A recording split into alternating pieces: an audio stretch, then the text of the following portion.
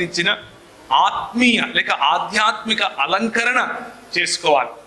ఉన్నవి తీసేయమని చెప్పట్లేదు, వాటికంటే ప్రధానమైన అలంకరణను చేసుకోండి అని చెప్తున్నారు. అంతేకాని మతం నెత్తికెక్కిన వాళ్ళు ఏం చెప్తారు అంటే, నువ్వు చక్కగా తయారవుతే నిన్ను ప్రభువు తృణీకరిస్తాడు అని చెప్తారు. అది పాపం అని చెబుతారు. అది పాపం కాదు.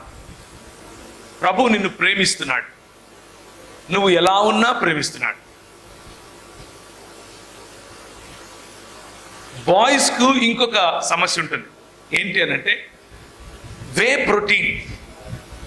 ప్రోటీన్ తాగి పొద్దున్న నుంచి సాయంత్రం వరకు జిమ్లో ఫుల్ కండలు పెంచేస్తే నా కండలు చూడవలనన్న గుండెలు ఉండవలే అని డైలాగులు కూడా, అవునా కదా?